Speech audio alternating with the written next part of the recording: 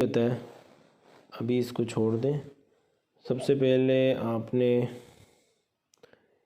ہم نے سب سے پہلے آج پڑھنے ہیں حروف قلقلہ۔ حروف قلقلہ 5 ہیں: قاف، طا، با، جیم، دال۔ قاف، طا، با، جیم، دال، 5 حروف کو حروف قلقلہ کہتے ہیں۔ قاف، طا، با، جیم، دال، یہ 5 حروف ہیں۔ اچھا، قلقلہ کسے کہتے ہیں؟ آواز کو ہلانا ہوتا ہے۔ جتنے بھی الف سے لے کے یا تک حروف ہیں ان کو ہلاتے نہیں ہیں جب ان کے اوپر ساکن آئے، لیکن جب قاف، طا، با، جیم، دال یہ 5 حرف کے اوپر ساکن آئے تو ادھر آواز کو ہلاتے ہیں۔ اس کی مثال سورۃ الفلق میں دیکھتے ہیں: قُلْ أَعُوذُ بِرَبِّ الْفَلَقِ مِن شَرِّ مَا خَلَقَ۔ تو اس کی مثال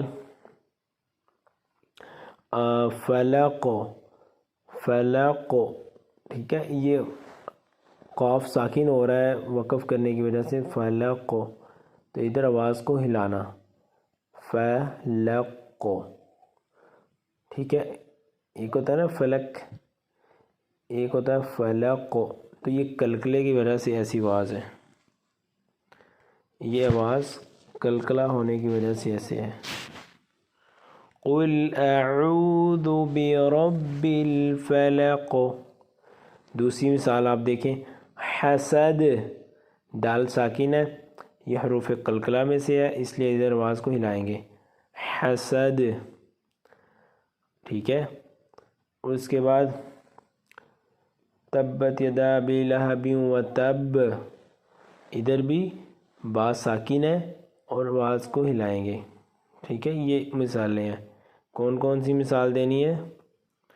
حسد، فلق، وقب، یہ تینوں مثالیں ہیں، ایک با کی ہے، ایک قاف کی اور ایک دال کی ہے۔ ایسے ہی جیم کی بھی مثال ہے۔ تو حروف قلقلہ 5 ہیں: قاف، طا، با، جیم، دال۔ جب ان پہ اوپر ساکن آئے تو اس کو آواز کو ہلاتے ہیں، ایک کو ساؤنڈ بناتے ہیں، جیسے فلق، وہب، وقب اور حسد۔ آگے